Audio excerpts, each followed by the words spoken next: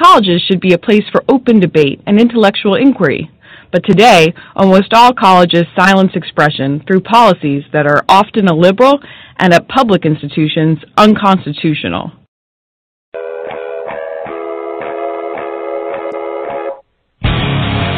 Anyone can tell you the news. We welcome Diamond and Silk. Mark Zuckerberg will end up, and it's going to be a face without the book.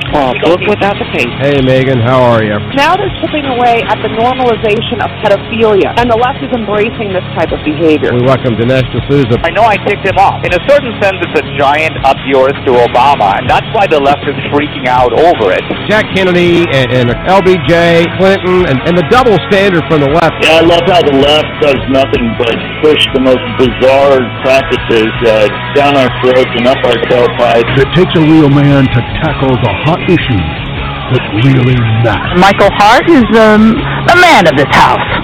Welcome to the Michael Hart Show. Good morning, Hart Show right here on the Hart America Talk Radio Network. We have got a very, very busy day today.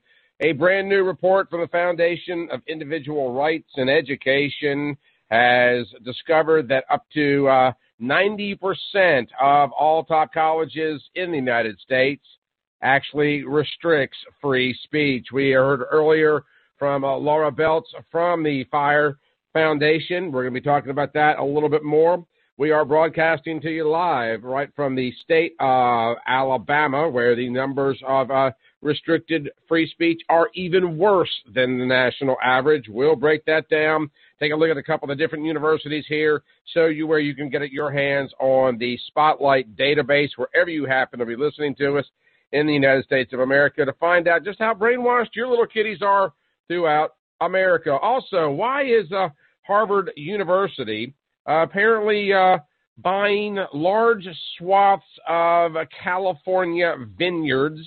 We'll explain that here in just a bit. A brand new text, well, it's a text tax. And where else? California. May very well be implemented to help apparently low-income residents, despite the fact that low-income residents are already eligible for a federal program. What's this all about? We'll explain that, as we're going to be joined also today with our weekly speed date with Megan Barth right here on the Heart of America Talk Radio Network. We'll talk, I'm sure, a little bit about Trump and Cohen and some of the heightened calls for the impeachment of Trump. But, you know, quite frankly, for those that understand history in any way, shape, or form, the impeachment talk is a complete snooze fest to me, as the Democrats have attempted to impeach almost every Republican president for about the last 50 years. So, these stories, your calls at 929-477-3761 if you want to chime in on this. But let's go ahead and just jump right into the middle of this. A report that 9 out of 10 colleges throughout the United States limit free speech. Because we're coming to you live here from the state of Alabama, that number is actually 93%. Auburn University is the only institution in Alabama to earn the Foundation for Individual Rights in Education's highest free speech rating. The University of Alabama, for example, earns a lower yellow light rating for restricting students' First Amendment rights.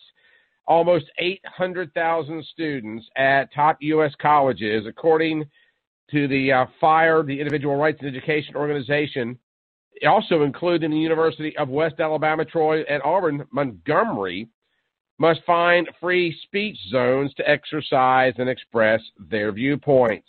The vast majority of students at Alabama's top colleges, as well as America and the American universities, surrender their free speech rights the moment they step onto campus, according to a new report from FIRE. And again, in the state of Alabama, where we're coming to you live, I couldn't possibly break down all the universities. Perhaps a little bit later on today, we will post what's called the Spotlight database. Maybe we'll get that up on the website where you can click through and check out your kid's individual school. This is called the Spotlight on Speech Codes 2019, the state of free speech on our nation's campuses. What's interesting to note is comments from Laura Belts from FIRE about how a lot of students don't even realize that they are surrendering their rights when they step onto a university property. Most college students unknowingly surrender their free speech rights the moment they step onto campus. We're here to encourage schools to develop policies that meet First Amendment standards and to defend students when colleges censor their expression. Now, the report finds that 89.7% of American colleges maintain policies that restrict or too easily could restrict student and faculty expression. All of the analyzed policies are accessible in FIRE's Spotlight database, and perhaps again I'll put that up on the Heart of America Facebook page, perhaps even the website a little bit later on. You can download that thing and find out exactly where your child's school actually rates. FIRE rates schools as red light, yellow light, or green light based on how much, if any, speech protected by the First Amendment that their policies might restrict. According to the senior program officer, Laura Betts, that you just heard from, most colleges impose burdensome conditions on expression by maintaining policies that restrict students' free speech rights. Colleges should be a place for open debate and intellectual inquiry, but today almost all colleges silence expression through policies that are often liberal and at public institutions unconstitutional. More than a quarter of the institutions in the report, 28.5% to be exact, received FIRE's poorest red light rating for maintaining speech codes that both clearly and substantially restrict freedom of speech. Alarmingly enough, some of the red light schools that make up at least half of FIRE's rated institutions in the District of Columbia, as well as Alaska, Delaware, Idaho, Illinois, Louisiana, Massachusetts, New Jersey, South Carolina, Vermont, Washington, and Wyoming. Only 9% of institutions, 42 schools, do not maintain any policies that compromise student expression. Earning FIRE's highest green light rating, this total is up from only 2% in 2009. Meanwhile, the number of institutions earning a yellow light rating swelling from 21% to 61%. By the way, it was 21% the first full year of Barack Obama's administration. Coincidental? I don't know. It could be. Also got some interesting numbers on him as well. Get to that perhaps a little bit later on. But in late 2008, 2009, the number of institutions being put on the caution list from 21% to where it stands today at 61%. While less restrictive than the red light policies, the yellow light policies still prohibit or have impermissible chilling effects on constitutionally protected speech. Back to Laura Belts. Many states have made incredible strides towards eliminating speech codes, whether that's through collaboration with FIRE, legislative action, or nudging from peer institutions. In other states, too many students are left to fend for themselves to protect their rights against policies that, whether explicitly or covertly, erode student expression.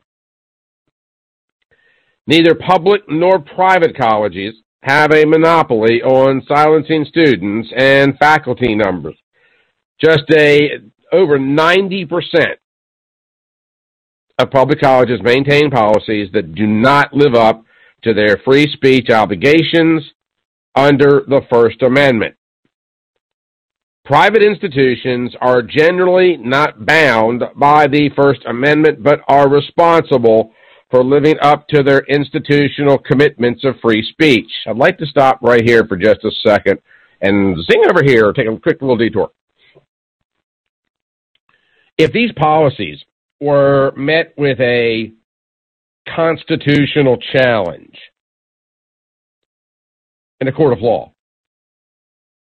they might not be reversed or unraveled.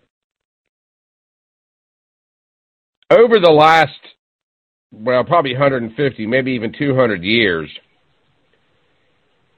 people have taken on the First Amendment, and I don't mean in terms of opposition, but they have assumed that the First Amendment has protections that it might not.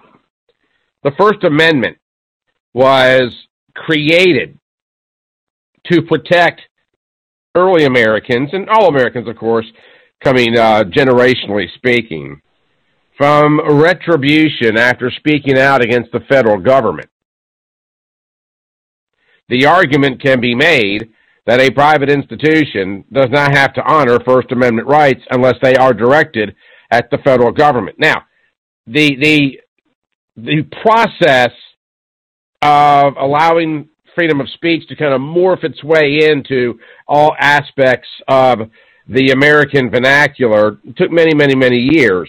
But at the end of the day, the First Amendment is there to protect you from any form of Sedition Act-esque kind of charges. I bring that up because of this.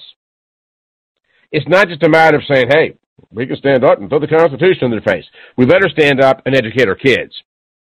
We better stand up and let them know what they're facing and how to recognize it each and every day in terms of suppression of speech. This is one of the reasons that things like, you hear the stories of our buddy, we hadn't talked to him in over a year, but maybe it's time to get Milo Yiannopoulos back on the program, or any one of a number of conservative speakers. Now, I speak on college campuses, but not of political things, mostly of historical things, but I'm still a conservative. So could my viewpoints be silenced? Of course they could. But according to the report, private institutions are generally not bound by the First Amendment, but are responsible for living up to their institutional commitments to free speech. Again, I want to double down on the fact that these universities have a great deal more leverage, leeway, and authority than I think sometimes we realize. Among some of the other findings, almost 800,000 college students attend an institution that maintains a free speech zone policy, through which student demonstrations and other expressive activities are quarantined to a small or out-of-the-way area of campus. Think of it as a landscaping safe space. Free speech zones have repeatedly been struck down by courts or voluntarily revised as part of a lawsuit. For the first time, the percentage of private universities earning the worst fire recommendation, the red light, rating dropped below 50%, coming in at 47%. More than 50 administrations or faculty bodies have adopted statements in support of free speech, modeled after the one adopted by the University of Chicago just this past January. Of course, that would have been 17. The Spotlight on Speech Code 2019 and the State of Free Speech on Our Nation's Campuses can be read on their website, and perhaps I'll put it up on our website as well. But at the end of the day, what we're looking at is something which is very concerning in our United States universities. And today, 9 in 10 American colleges restrict free speech. For public colleges, that means they maintain policies that don't live up to their obligations under the First Amendment. For those of you that have college-age students, or they're off to college, or they're about to go to college, or frankly, they've graduated from college, these are the kind of conversations that we need to be having in this country. Because as the freedom of speech is continuing to be regulated, then the dissemination of information becomes very much in jeopardy. These are the hallmarks of not necessarily a socialist government, but a communist government. I don't think a lot of people realize how remarkably flirtatious this country has become with full-blown communism. It's often cloaked as socialism, which, on the surface sounds good. Looking at people like Alexandria Cortez, she's a democratic socialist, which is moving away from socialism kind of into a more communistic viewpoint. People say, hey, what's not going to happen here? But it's already happening here. We are already morphing that direction. It starts out as socialism, which is typically programs and policies that are validated by the voting public, by the general public, by the citizenry. But there comes a point in time where government steps in and begins to harness these changes for its own individual purpose and enforcement and influence and control of our lives. Story that came out a couple days ago in California, and I'll admit right up front, I love picking on the state of California because they are some DAs out there. But I want you to listen to this news report that came out yesterday as California lawmakers debate a tax on texting. California state regulators have been working on a plan to charge mobile phone users a text messaging fee intended to fund programs that make phone service accessible to low-income residents. I have a lot of problems with that, but I start out with the fact that there are several federal programs in place already to make certain that people do not go without phone service. There are several people in this news story that we're about to play for you. One towards the very end makes the comment that the reason, the rationale behind the new tax on texting in California is because without a phone is, I believe he put it this way, essential to survival. Now, I'm not going to argue it's not essential to convenience, but survival is a little bit extreme. But see, this is what happens when we begin to redefine communist policies and then we stealthily camouflage them under the cloak of socialism. Now, it might not sound like a super big deal, have yet another fee on the cell phone. But I'm not responsible for somebody else not being able to afford a phone. That argument has been made over every single policy from the left for decades and decades and decades. But more importantly than that, the federal government already provides these services to those that are underprivileged. Check this out just yesterday from California media. Good evening, and thanks for joining us for the news at 6. I'm Karina Corral. And I'm Richard Gerhardt. State utility regulators want to tax California residents for texting. As KSBY News reporter Asia Gore explains live from the studio, the proposal will be discussed further tomorrow. Asia, will they make a final decision? Well, guys, a final decision is not likely tomorrow, but the Commission does want to get it on the record that it has the power to tax text messaging under the Commission's existing surcharge rules. California utility officials want to tax you for texting, and Californians aren't LOLing about the proposal. And they're going to tax us for breathing next. I mean, honest to God, what are they not going to tax next? That's crazy. We're so taxed in California in general. The proposal stirring OMG reaction from those who say texting is a form of speech, therefore not taxable. Though the amount of the tax and how it would be applied is still being determined, the Commission says the money generated from the tax would fund public purpose programs, which allows low-income families and individuals access to a phone. 29% of households in San Luis Obispo County struggle to make ends meet.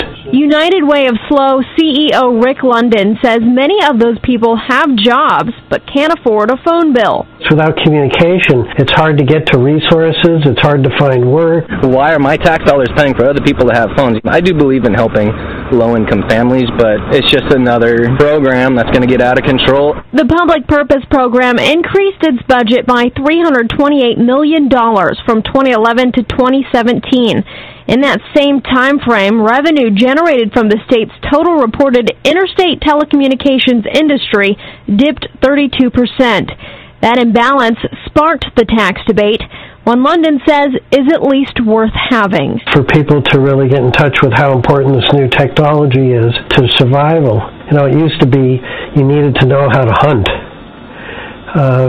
So times have changed, and using a phone's become very important to survival. So you can no longer survive without a phone. Now, I'm not going to argue that having one is much more convenient than not. But we're also not talking about necessarily providing iPhones or smartphones. And the base models that are typically used in these programs are not able or capable of doing many of the things that this one particular professor towards the end claims. It's also interesting to note that the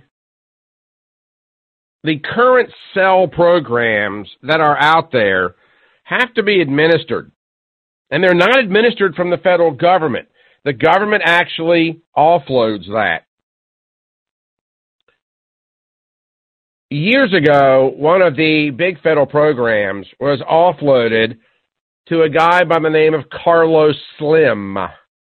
Carlos is a Mexican billionaire that owns phone companies. And he became more billionaire-esque. You might remember under the Obama administration, one of his cabinet members was a guy by the name of Chase, like Chase Manhattan Bank.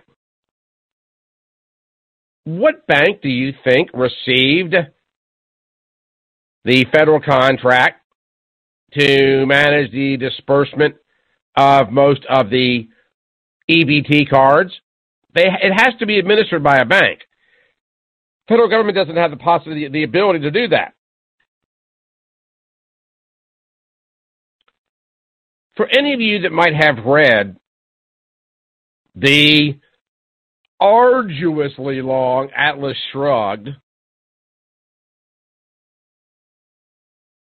Ayn Rand gets into a lot of discussions. I mean, it can be a pandemic book at times. It goes deep. But you know what's interesting is that in Atlas Shrugged, the government got so involved in private manufacturing that they forced people like Hank Reardon, who was a steel magnate, if you will. He would develop new technologies, and not just Hank Reardon, but all of them, Dagny Taggart and the likes. And every time these big corporate titans would develop this brand new technology that would, they did, in their R&D, their research and development to make themselves even more competitive, the government could come along and force them to share that technology and or those contracts. It was called in the book, Atlas Shrugged, fair use policy. In other words, I developed this technology over here, and my competition has fair access to my work. So it's called the fair use policy. If you will flash back in the audio we just played, and maybe we'll play that again in a few moments. The texting tax in California, you heard the reporter refer to it as what the city council, where the story was done, had referred to it as a public purpose program. Does public purpose program sound kind of fair use policy-esque? If you were to condense, and I don't have the time to do it, But if you were to condense Atlas Shrugged down to the key elements and get some of the characters out of the way, you know, the Franciscos and the Dagneys and the Jameses and the Hanks out of the way, and just begin to drill down on the points that Ayn Rand is making, you can really see these things coming to fruition right here in real time, right before our very eyes. Now, the California Public Utilities Commission is scheduled to vote on the proposal next month. Critics have already come out against it, according to the San Jose Mercury News. One guy, his name is Jim Wunderman, he is the president of the Bay Area Council Business Group, told the paper, "This is how conversations take place in this day and age. It's almost like saying," he's referring to the text messages, "it's almost like saying there should be a tax on the conversations we have." Stop right there.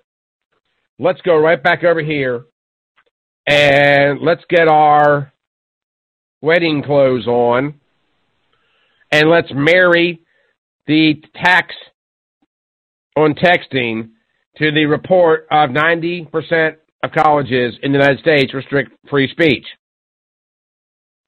Are we seeing a trend here? Now, back to the president of the Bay Area Council Business Group. This is how conversations take place in this day and age. And it's almost like saying there should be a tax on the conversations that we have. Back to the report on colleges. The vast majority of students in America's top colleges and universities surrender their free speech rights the moment they step onto a campus.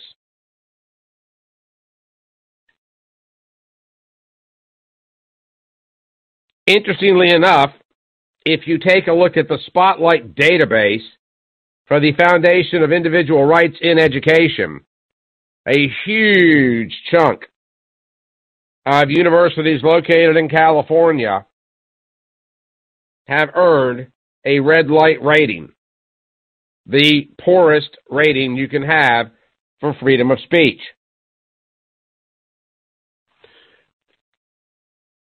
I'm a firm believer that there are no accidents and no coincidences in life.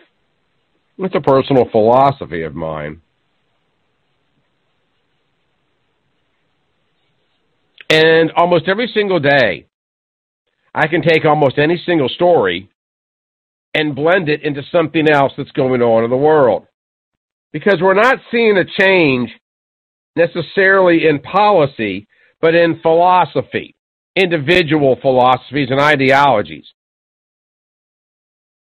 So now as we continue to look for ways to restrict speech, according to Jim Wunderman, president of the Bay Area Council Business Group, he's concerned that we're taxing conversations. While the amount consumers would be expected to pay remained unclear, some business groups are saying the new change could cost wireless users $44 million a year, according to Fox Los Angeles. Now, here's where it really gets juicy. Well, we're just getting started. Charges for texting may also be applied retroactively to text messages sent in the last 5 years.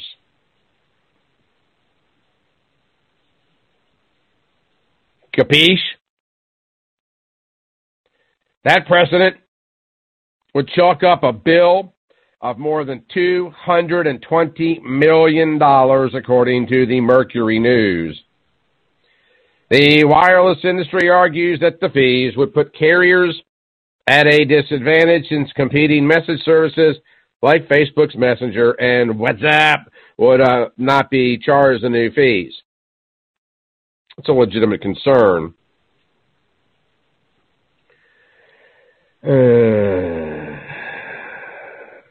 Those against the proposal have said the wireless customers already pay into the state's public purpose programs, also known as fair use, which they call healthy and well-funded, with nearly $1 billion in its budget.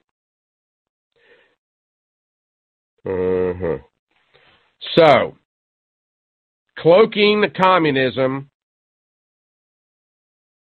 by calling it socialism, and every day we see this country become more Randian than the day before.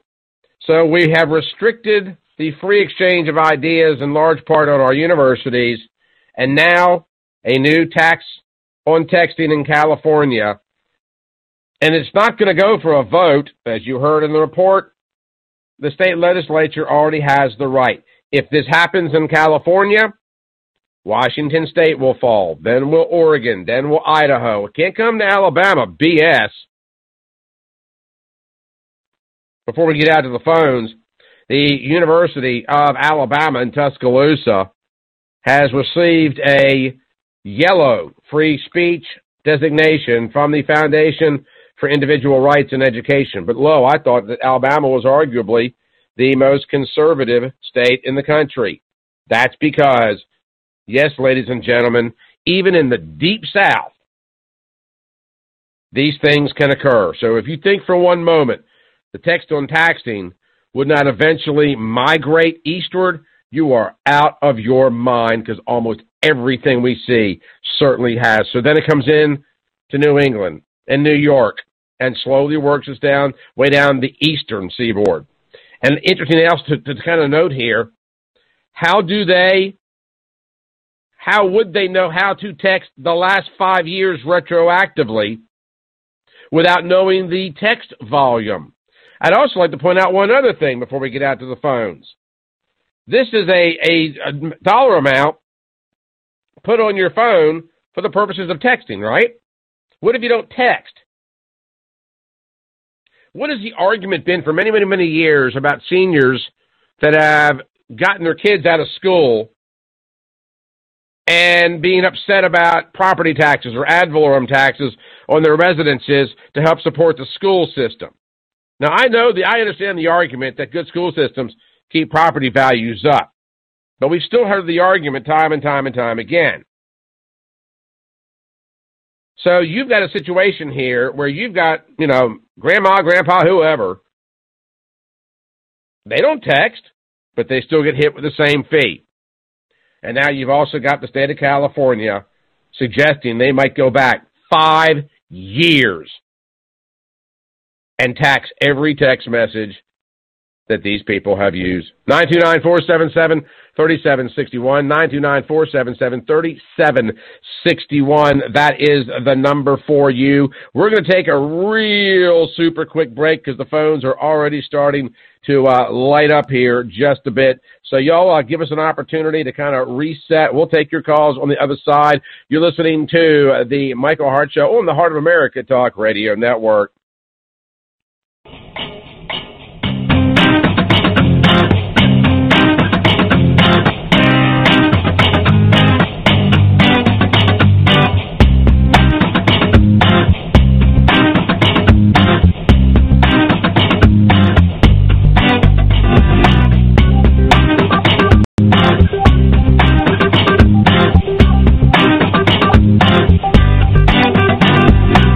The Land Report, the magazine for the American landowner, is a proud supporter of the Michael Hart Show. Currently, they're offering an exclusive subscription price for listeners of the Michael Hart Show. So click on the subscribe button on landreport.com and enter the code HARTSHOW at checkout and receive a 1-year discount on America's #1 land magazine.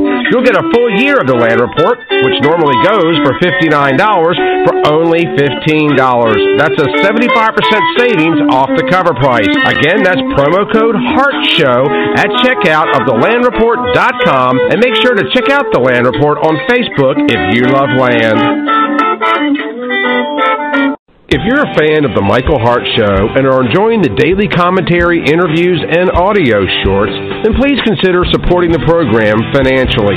Creating a daily talk program takes a great deal of time and money. Although corporate sponsors are always welcome, the real support comes from people like you, the regular listeners. So if you support the Christian conservative message and values we share on this program and would like to help, please go to our website, michaelhartshow.com, and click on the orange Patreon button at the top of the page. For less than $7 a month, you can help us keep going while we spread our faith-based conservative views worldwide. So if you support our views, please consider supporting the program. Just go to www.michaelhartshow.com and click on the orange Patreon button, and thanks for your support and for listening.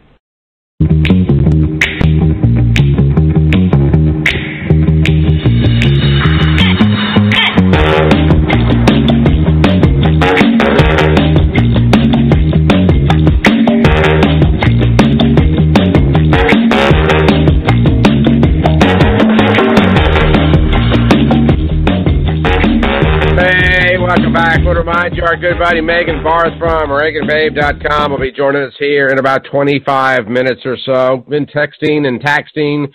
We've got free speeching. And by the way, a little bit later on, we're going to get to the callers here in about 5 seconds. Why is Harvard University buying up so much of California's wine country? We'll break that down here in just a second. And more importantly than that, why in the living heck is every story I got in front of me about California? Anyway, your calls are welcome, 929-477-3761. Hello, Jim. How are you? Hey, Mike, as somebody who owns some dirt in California and pays taxes out there, I think I'm an authority on another one of your topics. I'm going to tell you something. It's to the point now where anybody that is literate needs to pick up a copy of a book that I think you and I have discussed ad nauseum over the last 10 years or so, and that's called The Technotronic Age by Zbigniew Brzezinski. Okay? This is holy scripture for the, and I'll use air quotes, for the globalists who are following this plan verbatim. And part of the reason that this is going, one after the next is because, and I hate to say this, but 90% of the population of this planet is too stupid to read the playbook that they put out there. And then when this stuff like taxing texting comes out, people they're surprised. Well, you can go, I think it's the 5th or 6th chapter of the Technotronic Age where it says tax communications. It's what they're doing. The Marxists, the leftists, the left path, in this country, the Democrats, it's what they want to do. And they want to set it up where there's no middle class. They want to tax the middle class out of existence so that there's the upper class that can read and the lower class that moves around on their bellies like animals. I'll tell you something else. People that are younger than us, Mike, and probably, well, the older people probably seen it. But another homework assignment is watch the movie Soylent Green. Right. Yeah. Because what's going to happen is when the lower class is crawling around on its belly, they're going to say, okay, we've run out of food in this area. You get euthanized at 27 years old, and we put you in the pot, and we make you into beef stew for your other lower class industrial workers to eat on. What was it? Soylent Green. It's Tuesday. Tuesday is Soylent Green Day. That's where we're going, Mike. And you know what? No, you're exactly right, Jim. Yeah, the Founding Fathers warned us about this, Mike. After you've read The Technotronic Age by Zbigniew Brzezinski, then you start reading these writings by a man, I don't know, his name was Thomas Jefferson.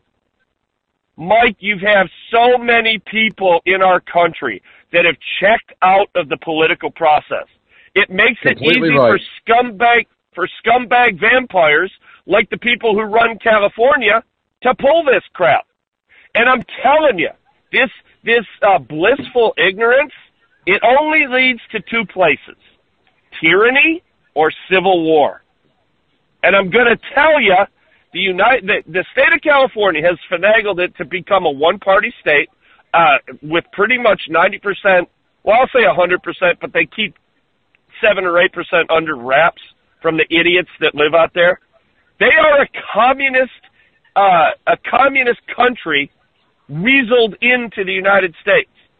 And I don't know how much longer it's going to be before the federal government, they're already $60 billion in debt, so that the amount of taxes that the state of Texas pays, 18% of the grand total, is going to have to be used to bail out California, who is the diametrically opposite of Texas.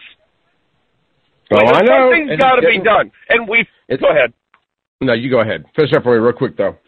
Yeah, something's got to be done before their cancer. Well, you stated it. The cancer of California moves straight up the left coast because Washington and Oregon are the little brothers of California, and then to Hawaii. Hawaii is the cousin of California. Now you've got 8 senators, when stuff like this happens, that are proposing it in the federal government, that it's a cancer and it moves out from there, because then New York, New Jersey, and all of those liberal, Massachusetts, then they start agreeing. Now you've got a voting block of senators in the United States Senate with crazy crap like this.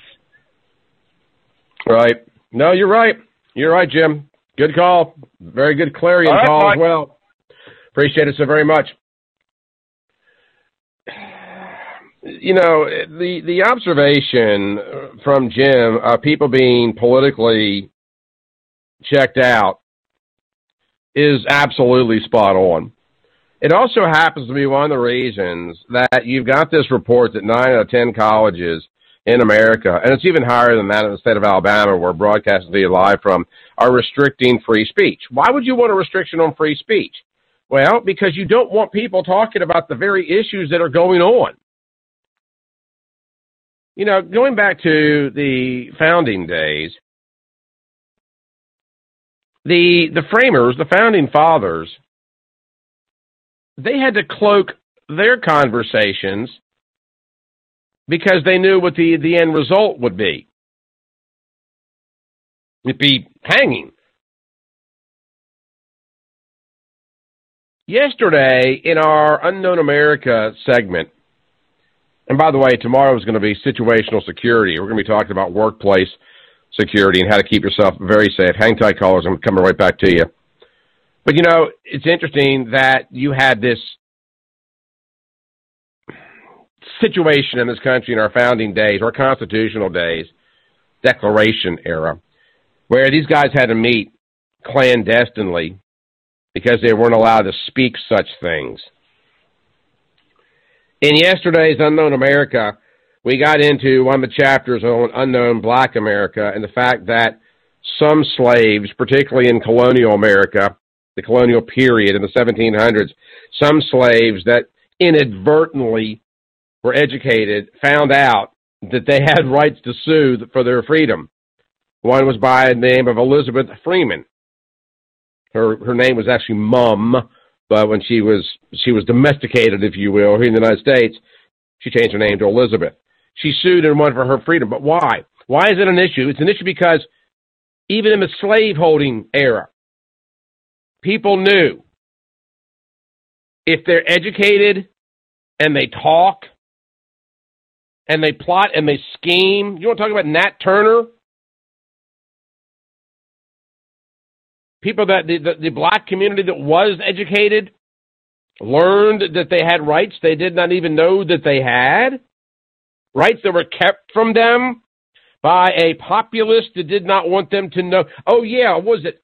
90% of all cotton plantations in Alabama restricted free speech. Do you see the similarities?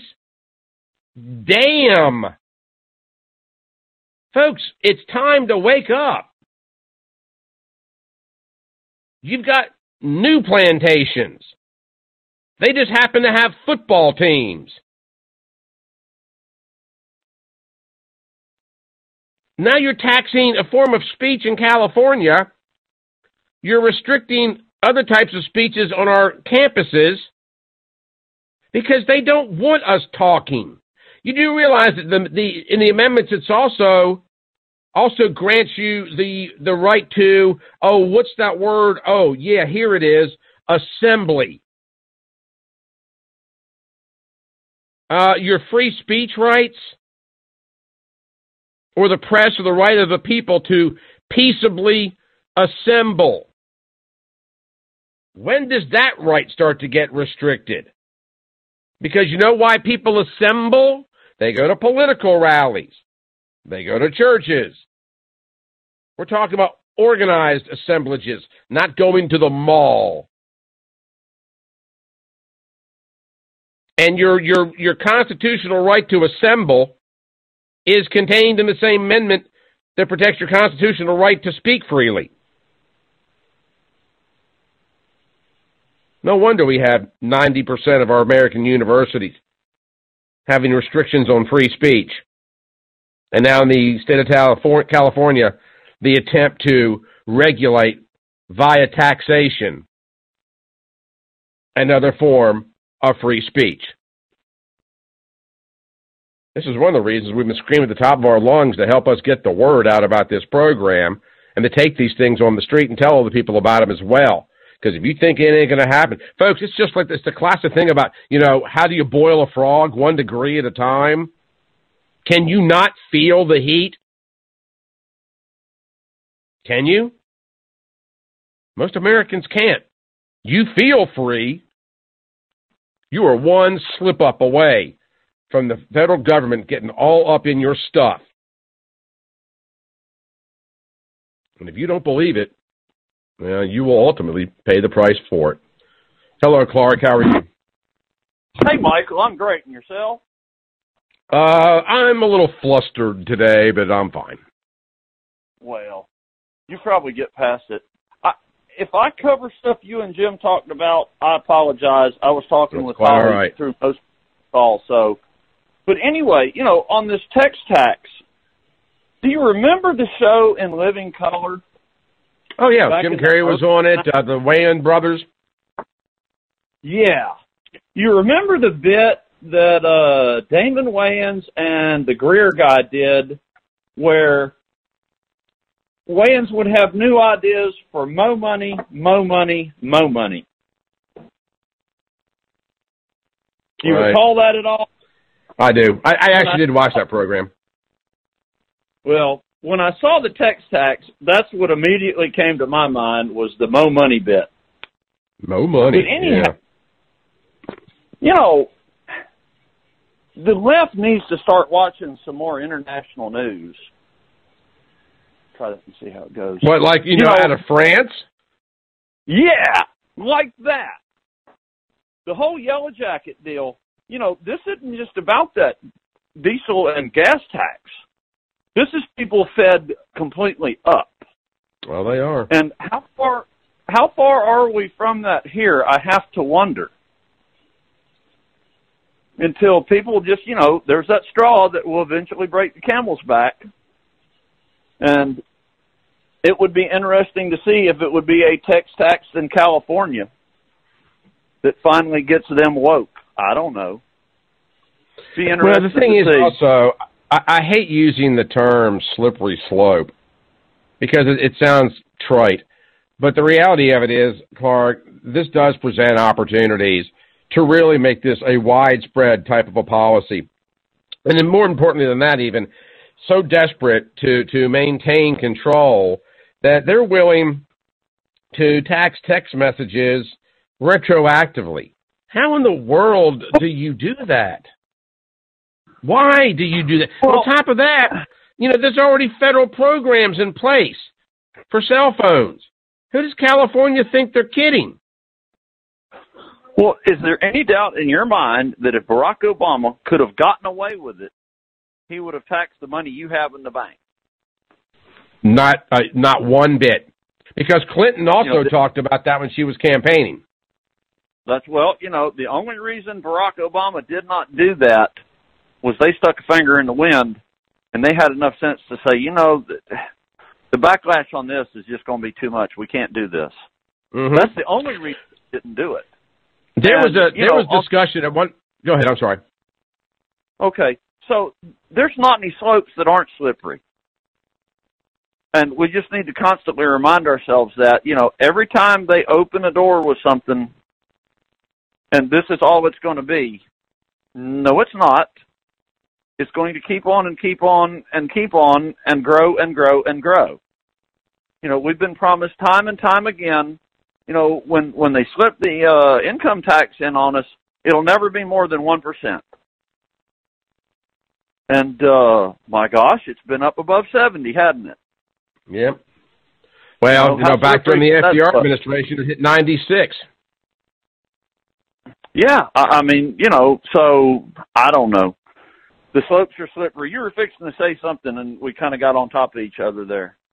Well, it's just a matter of people not paying attention, Clark, and it's just very, very, very frustrating for me because, you're absolutely right, and I was simply going to double down, on the fact, that you're right, and that people are not, they're not paying this any mind whatsoever, and I think that people think that it just can't happen here because it's a situation where, well, they wouldn't do that to us. But what I was going to say was there was even some discussion, this has been years ago, right about the time that Obama was running for his very first term, about how you would tax people's money, not their income, but their saved money once they had accumulated $200,000 or more. I don't know if you remember that or not, but there was a surrender clause that was being bantered back and forth that they were only going to allow Americans to actually accumulate so much wealth.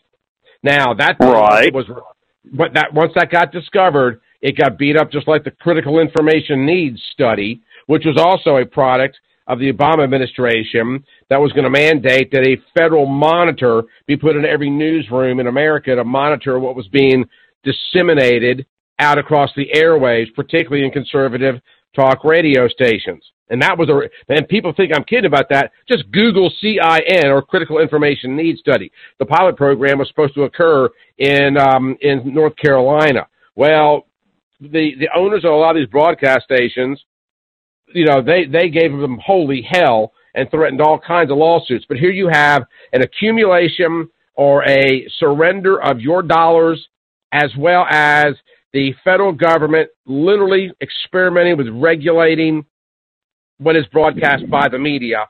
And again, it takes us right back to the First Amendment of the United States Constitution. But people don't know about these things because they're too busy worried about who's going to be selected tonight in the final edition or the second to final edition of The Voice. But you listen to this. Congress shall make no law respecting an establishment of religion. All right? We have religion under fire in this country, prohibiting free exercise thereof, bridging the freedom of speech, happening in our universities or the press, or the right of the people to peaceably assemble and petition the government for a redress of grievances. Everything in the First Amendment is under attack as we speak.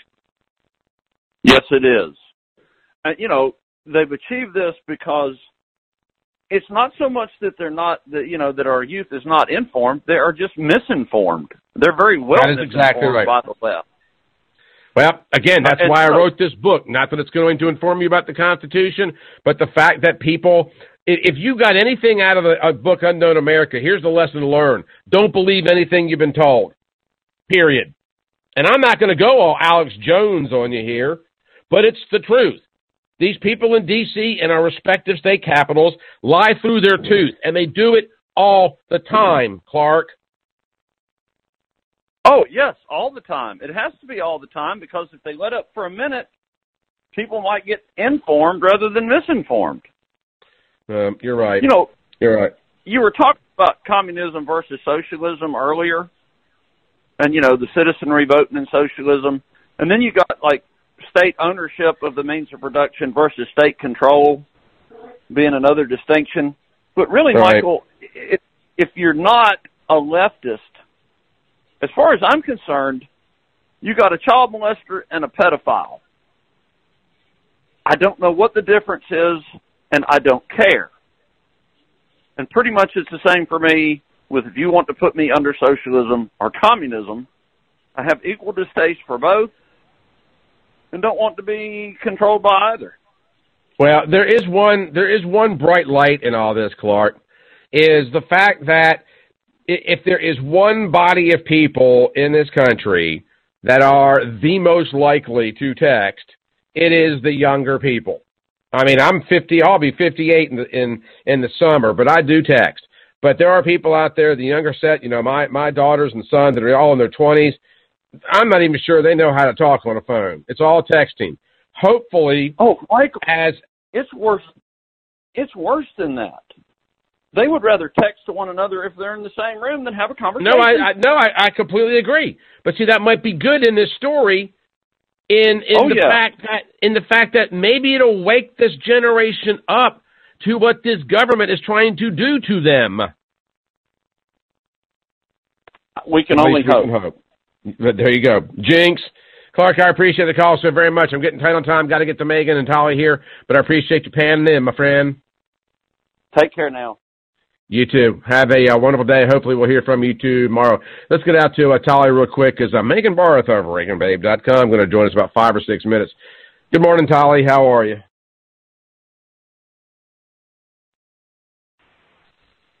Good morning, Tolly, Michael. I'm here.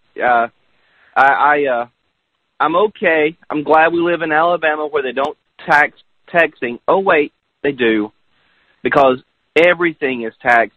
And ironically, with Megan Barth coming on in a little bit, do you know, Michael, who the first president to tax Americans to give out cell phones was?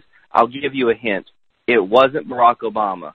I'm pretty sure it was Bush. Actually Ronald Reagan, before him even. Was it really? The first president to implement a tax to give out cell phones for free or low cost or supplement or whatever. Ronald Reagan, the great debater himself. So the truth is our government's always trend towards socialism, and that's why I fought so hard for guys like, Ron Paul, who wanted to almost all but abolish the federal government. Because we trend towards, and the truth is, it's not such a bad thing to want to help others. It's not.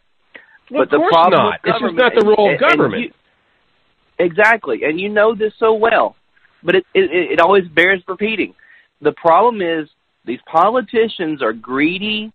They make their living off of being in the pot. They just want to get in there and get their hands in it, and then use it as a political fundraiser.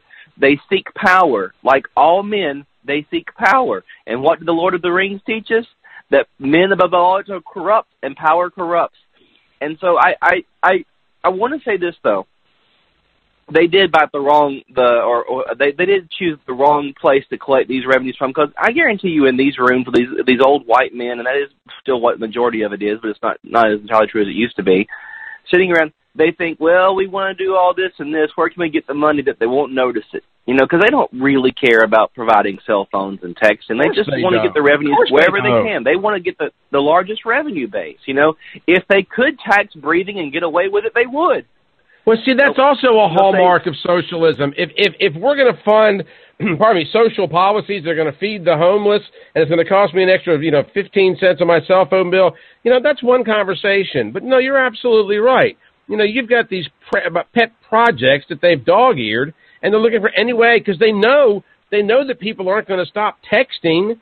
They also know that, if you have created this brainwashed part of the country, and I'm talking about a lot of younger people. I don't mean all millennials are brainwashed, but particularly in places like California, it's for the children, it's for the hungry, it's for the homeless, because everybody has a constitutional right to a 54-inch screen TV. That's in California.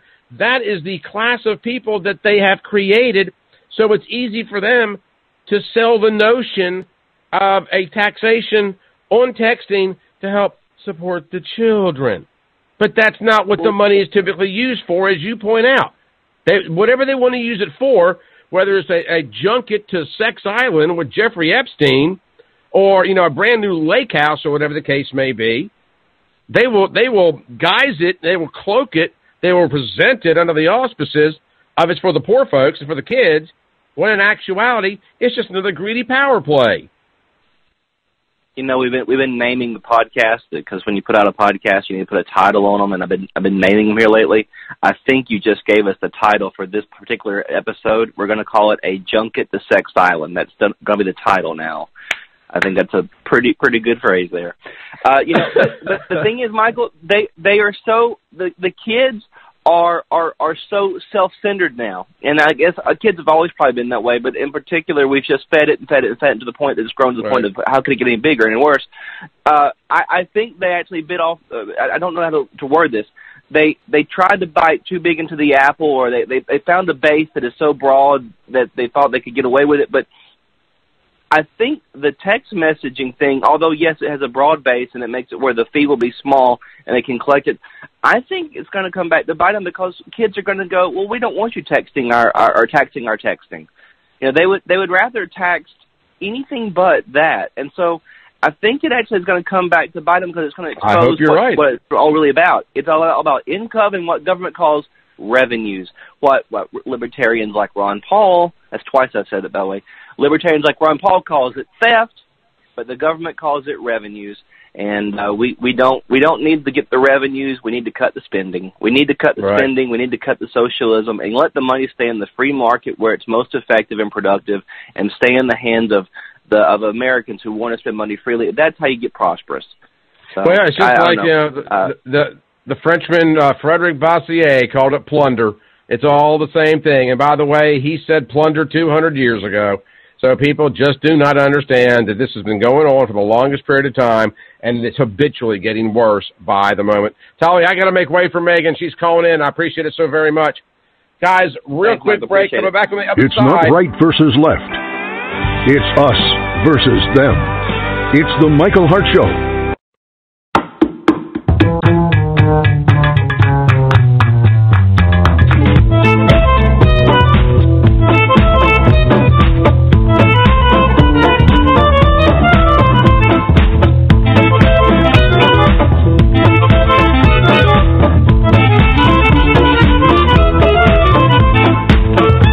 Is your home's crawl space making your family sick?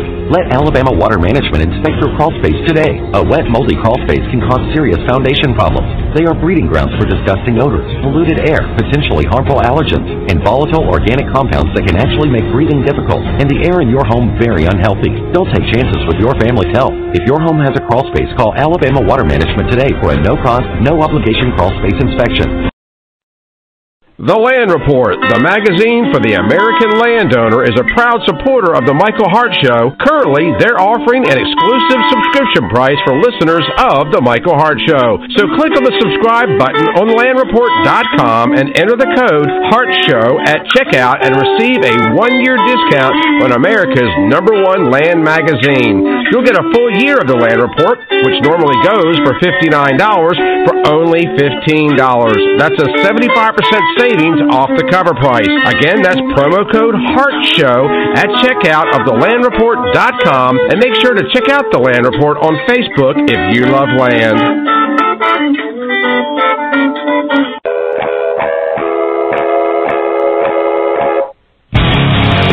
Anyone can tell you the news. We welcome Diamond and Silk. Mark Zuckerberg will end up, and it's going to be a face without the book. Book without the face. Hey, Megan, how are you? Now they're chipping away at the normalization of pedophilia, and the left is embracing this type of behavior. We welcome Dinesh D'Souza. I know I ticked him off. In a certain sense, it's a giant up yours to Obama, and that's why the left is freaking out over it. Jack Kennedy and LBJ, Clinton, and the double standard from the left. Yeah, I love how the left does nothing but push the most bizarre practices down our throats and up our tailpipes. It takes a real man to tackle the hot issues that really matter. Michael Hart is the man of this house. Welcome to the Michael Hart Show.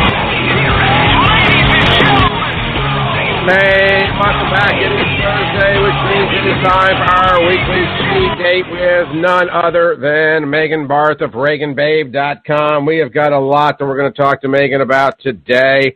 We're going to start out probably with getting her thoughts on, Michael Cohen and his $1 million fine and his 3 years of incarceration, and whether or not that is going to inspire a further investigations into the Trump administration, because it has definitely sparked more conversations of impeach him now. Welcoming into the Michael Hart Show is, hello, Megan. Hello, Michael. How are you? I'm a little perplexed. We've been talking about this tax out in California. We've been talking a bit about our universities and how bad the free speech has gotten, even right here in the state of Alabama, as well as just so many other stories that are kind of all over our radar today. But, of course, earlier in the week, the big story was Michael Cohen. And, of course, we also heard that what did he call her, horseface? That she's got to repay Donald Trump $293,000. So it's been an interesting Trumpian kind of week. What do you think? What do you make of the Cohen thing? Okay, well, that's a lot to break down, but lots going on, like you say. So Michael Cohen, we look at his charges, absolutely nothing to do with Russian collusion, having everything to do with his own personal crimes and misdeeds and felonies, mostly related around to tax evasion and the taxi medallion business that he ran. Again, Trump has nothing to do with this, but the left, of course, is going to concoct these charges, these felony charges, in relation to his relationship with his former lawyer. And even Michael Cohen on the stand, the slimy, greasy lawyer that he is, the slippery lawyer that he is, and not on the stand but in front of the judge during his sentencing, said, he abandoned all of his morals by trying to hide the dirt, around Donald Trump, and typical lawyer speak. But here's what we have to watch, and this is what you and I have been screaming about for about a year. When the Southern District of New York Attorney General's office raided, at the behest of Robert Mueller, who, by the way, comes out of New York, as well as James Comey, as well as Loretta Lynch. So the corruption runs deep and over many decades. The Southern District of New York, when they raided Michael Cohen's office, they got probably what they needed to go after or to build a case against Donald Trump. Now we have the Attorney General who has promised, the newly elected Attorney General, has promised to open investigations 16 ways to Sunday into Trump, his family, and his foundation. Even though there is no evidence of a crime that she has cited, she is simply going to investigate in order to find a crime. This is typical of what you would find in Venezuela, in totalitarian dictatorships, in Russia, where they want to crush their political enemies. They weaponize the law against them. This is also typical of the Obama administration, whereby he weaponized agencies of the federal government against his political enemies, whether that was the Tea Party, whether it was Dinesh D'Souza, whether it was Gibson Guitars, if you will recall, or if it was our Border Patrol when they were running Fast and Furious, as Eric Holder was the only Attorney General held in contempt of Congress, first time ever. And so here we have this Attorney General, newly elected out of New York, threatening and promising to harass our president. This is what we can come to expect from the despotic left. This is how they play politics. It's a blood sport with them, law be damned. And I remember when you and I were talking about the raid on Michael Cohen's office, I was screaming at the time, where is the right? Why aren't these people being arrested? Why are they not violating attorney-client privilege? Is attorney-client privilege no longer sacred? But see, what's happening now is that the lawless are becoming more and more empowered. And why is that?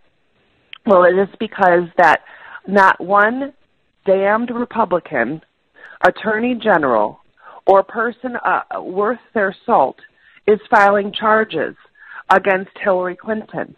They're not filing charges against James Comey. They didn't fire Robert Mueller. I've been asking for over a year, fire the bastard. They hate Donald Trump already. So why not? You can't give them any more. I mean, they hate him with all of their blood and might. They are out to destroy him. They are out to destroy the rule of law. They are out to destroy his supporters. And then you have Susan Collins, who yesterday voted with the Democrats to have 501c3s, I believe, expose, I think it's the C3s, I'll double check, expose all of their donors to the IRS, which are normally held in confidence, which are normally not public.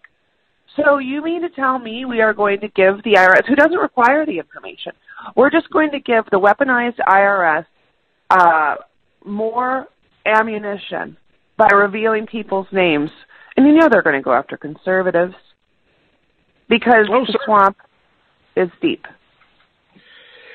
Well, Megan, there's been long known that the Democrats have tried to impeach every Republican president, maybe not as vividly or with such optics, over the course of the last 40 or 50 years in this country.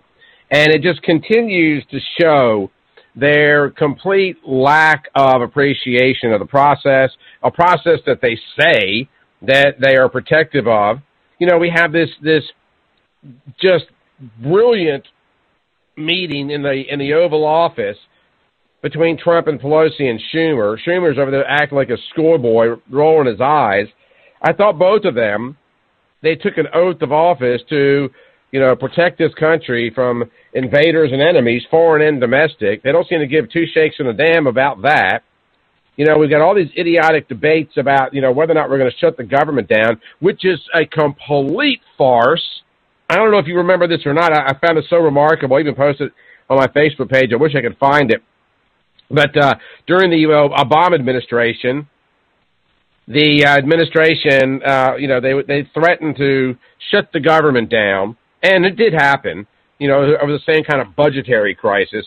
And they're making this big deal about how, the parks are all going to be closed, the federal parks will all be closed, and they were. But then, they're going to apparently furlough park rangers because they don't have the money to pay them. So they put up signs saying the federal parks are closed, and then near the signs are park rangers protecting the closed park and the signs that said the park is closed.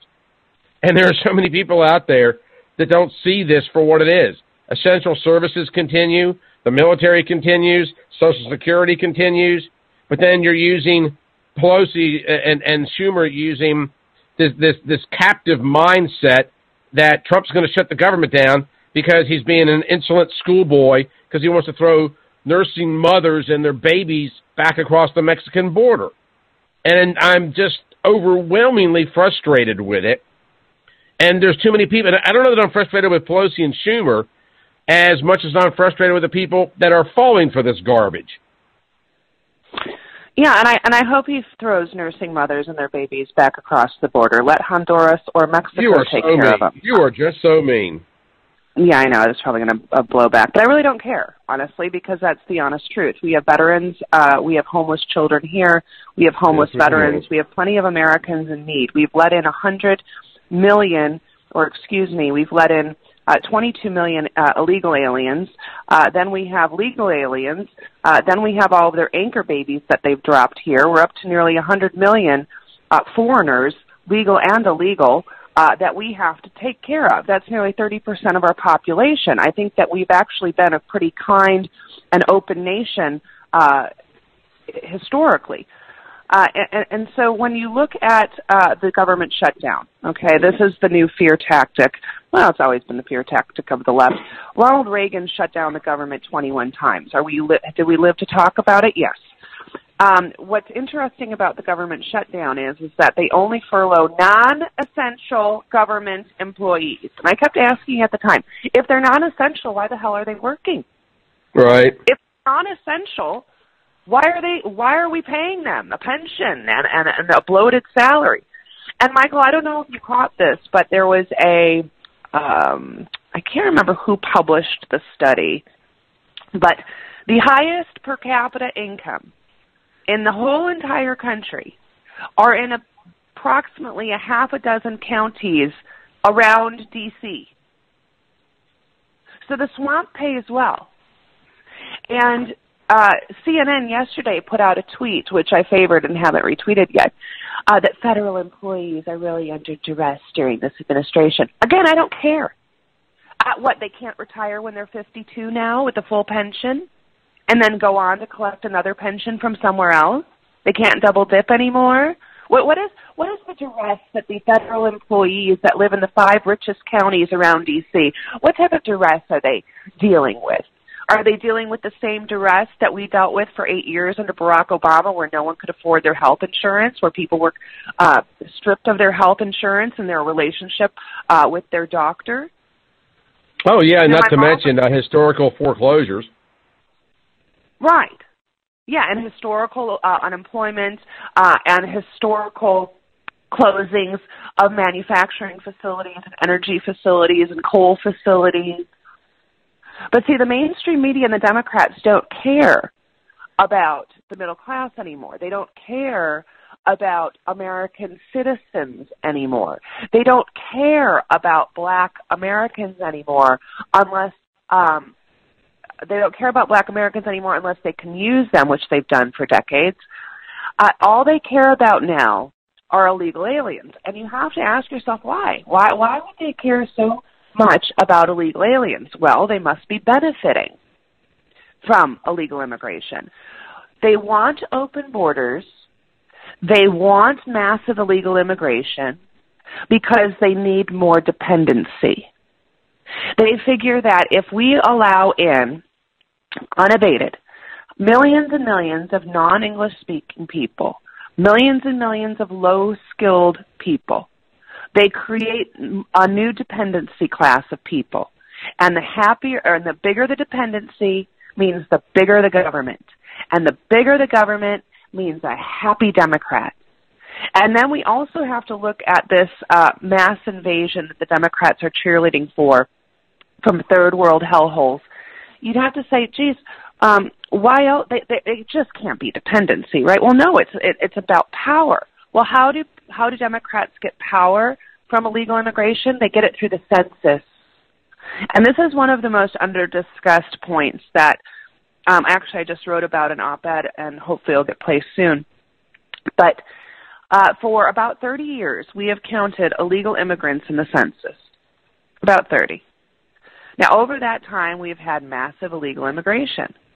Now, what does that mean? Well, it means that when illegal aliens get counted in the census, that is how districts and states appropriate the number of representatives per that state or district. That's how gerrymandering happens. Right. As well. So illegal immigration directly impacts the Electoral College. And it is said that if illegal immigrants are no longer counted in the census, which Donald Trump does not want, he wants to institute a question of citizenship in the census. Oh, what a concept. And he's being sued, of course, by the left. If he institutes that question in the census, California will lose 4 representatives. We wouldn't have a blue California anymore. And many of these states that are turning purple due to illegal immigration would still be red states. So that's why the Democrats want it. They know it benefits them from a dependency standpoint, from growing the government, and from a power. And it gives them power through the census, through Electoral College. You know, Megan, you're well aware of the fact that I do a lot of stuff on history. I even have a podcast now on Unknown America. And it's so interesting to me that, you know, you can trace these type of strategies all the way back into the early 1800s and all the way up through the Civil War and Reconstruction. And there was an 1877 compromise that helped settle the White House election between Rutherford Hayes and Samuel Tilden, and just all these other little historical things that the Democrat Party has demonstrated a willingness to utilize any means necessary to achieve a goal. Now, we know in the topical sense that that's all about power. But why is it? Is it a matter, is it just power, or is it the fact that they really don't have any unique ideas or good ideas, or that they're afraid of being found out? What is it about the Democrat Party, from your perspective, that they seem to be, historically speaking, so overwhelmingly willing And how are they so successful? And before you answer that, let me make a real quick point, because this was brought up on a program that I did the other day, not here, but on another radio program, TV show I think it was actually, that I was asked about the Compromise of 1877. And in this compromise, there was a presidential election from 1876 between a guy by the name of Samuel Tilden and Rutherford B. Hayes. And the ultimate election was hard to discern who the winner was. Now, we're right here at the very end of Reconstruction. And it was agreed that Tilden would stand down if Rutherford Hayes, once inaugurated, would agree to pull all Union troops out of Louisiana, South Carolina, and the few that remained in Florida. Grant had gotten many of the Florida Union troops already out before he retired or left office. But what happens here is that Rutherford Hayes agrees, pulls all the Union troops out of the Deep South that were there to offer some form of protection to the newly emancipated slaves. Samuel Tilden and the Southern Democrats take over, double down on the Jim Crow laws, become very oppressive, and begin to marginalize blacks while suppressing their votes, etc. The Democrat Party literally was disenfranchising blacks from even everyday life, not just voting. But yet, somewhere in the neighborhood of 90% of African Americans vote Democrat. It was the Democrat Party, forget the Civil Rights Act, all the way back in 1877, 78, 1880. It was the Democrats in the Deep South that were creating a living hell for these recently emancipated slaves, and yet the majority of African Americans vote Democrat. What is it about the Democrat Party that is so god-awful appealing, whether they have been emancipated slaves or people coming to this country through or under or around our wall? What is so attractive to this party? Are they just that good of liars, or are people just that ignorant of the facts? I think it's both. I think it's both, and then when you have the mainstream media that carries the water for the Democrat Party and that cheerleads for the Democrat Party, that is a typical move of manipulation as well as subverting the truth in order to empower a political elite. And so, I can't obviously speak for Black Americans and why they vote Democrat, but here's the kicker. Donald Trump is actually has the highest approval rating amongst Black Americans than any other modern president, Republican president. Blacks in Georgia, 100,000 female blacks in Georgia did not vote for Stacey Abrams. When you look at Florida, the same is true. Now, he didn't get a majority. DeSantis and Scott did not get a majority of the black vote, but they got the black vote based on what? School choice. So the Democrats want to treat black people like they are perpetual victims. And, of course, victims are dependent, and victims aren't empowered. And victims can be easily manipulated and controlled, as the Democrats have done with the black population since the days of slavery and the Ku Klux Klan, both of which the Democrats were responsible for. Let me ask this question then. Is it possible that the Democrat Party is, because I'm not arguing with you about the number of African Americans that are seeing the light, so to speak, finally, but is it possible that the Democrat Party is feeling the pressure of the walk-away movement, as it's been called, feeling the pressure of the loss of voters, that they are almost becoming dependent, voter-wise, on these migrant caravans, which is why they are so devout in their defense of it? Well, yeah, so I've said before that the Democrats are replacing the black population with the illegal alien population. And that is because they are seeing more and more blacks walking away from the Democrat Party. Some people don't realize if we just got 10% of the black vote in the 2020 election or really any in the national election, we would be a majority. 10% of the black vote would give us enough power or enough votes to stay in power. And the Democrats don't want to see that happen.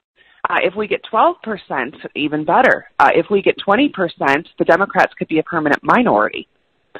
And so I was in D.C. last week, as you know, and was talking to a kid who used to work on the Hill, and he's from South Carolina. And he said, you know how much the RNC spent on the black vote this last election cycle, and this is nationally? And I said, no. And he said, like, a couple $1 million. I was like, what? He goes, yeah. And he goes, guess how much they spent on the Hispanic vote? How much? Like $40 million. Well, why? The RNC needs to get wiser, because this is definitely, if we lose, or when we lose, it's a variety of factors. However, we cannot afford to lose the black vote, especially now. We need to capitalize. We need to use money and our RNC resources to create a better outreach campaign into the black communities. One of the reasons that the Democrats win the black vote is because they're in their communities. They go into the communities. And then, of course, we have the poverty pimps like Al Sharpton and Jesse Jackson, who isn't really embraced largely by the black community either. I mean, they do really well in the echo chambers of Chicago and on the streets of New York. But if you remember when Ferguson went up in flames, they didn't want Al Sharpton there. They're like, stay the hell away. We're doing all right, you know? And so we need to spend our money wisely. If the RNC really wants to be a majority, they need to start spending some money in the outreach into the black community, because that's really, because we're on a precipice. Like I said, Donald Trump got, I think, was it 8% of the black vote? 6%? Somewhere around there. If we could just double those numbers, which isn't that hard to do, but we need to get into those communities and start talking about how, number one, illegal immigration is decimating their communities. Number two, how Donald Trump, his economic policies have actually been best for the black community since the 1960s. And then also this prison reform bill is huge, and it looks like it's going to pass. It is going to undo all of the damage that the Clintons did to the black family, which was imprison more young males than any other modern president with that awful piece of legislation called 3 strikes, as well as low level, like Alice Johnson, for example, who was pardoned by Donald Trump, who Kim Kardashian got behind. You know, she was caught once, I think, delivering cocaine or something, and was spending 25 years and life. She was in jail for 25 years, which and her sentence would have been life. So these types of policies that Donald Trump is enacting is specifically benefiting the black community. You're exactly with all of the positives, the RNC needs to spend money and get into the black community, and that's really where our focus should be for a 2020 win. Well, I completely agree, and although I'm getting tight on time, Megan, I want to give you an opportunity to tell everybody where to find you. It is interesting to say that during the period, leading up to the Civil War, Lincoln was actually quoted as saying the colored population is the greatest available yet unavailed of force for restoring the Union. And I have made the point many times before that the future of the Republican Party needs to be in the hands of the black population, not that we're turning over control of it, that's not what I'm saying, but that the future of the party, they need to come to this side so that we can restore this nation and protect it, grow it, and protect their rights as well, while not capitulating to the fears of the Democratic Party. Megan, real quick, tell us how to learn more about you and where you are. They can go to ReaganBabe.com, ReaganBabe on Facebook, ReaganBabe on Twitter, as well as Media Equalizer. We're starting a great year next year. I'll have my own radio show starting January 5th on the Michigan Talk Network, so you will be a guest of mine. And I'm really excited for the new year. But we got to talk one more time before Christmas, right? We got one more? Oh, absolutely. We can talk on Christmas for all I care. I love hanging out with you. Okay. All right. Well, I'll talk to you next Thursday. All righty. Looking forward to it. All right, guys, we're going to get out of here. You guys make sure you stick around for tomorrow. This is our situational security program. Going to be joined by a guy by the name of Felix Natter. We're going to be talking about safety in the workforce. So that program, situational security, safety in the workforce, keeping you safe at your place of employment, coming up on tomorrow's edition of the Michael Hart Show. It is the SITSEC Show, situational security. See how we did that? So y'all make sure that you tune in tomorrow. That's going to be a blast. We're going to keep you safe, either at the mall or wherever you happen to be. But for those of you that are concerned about security in churches and workforces, Felix Natter of Natter & Associates will be with us tomorrow. That's it for us. We're out of here. We hope we'll see you tomorrow. You're listening to The Michael Hart Show right here on the Heart of America Talk Radio Network.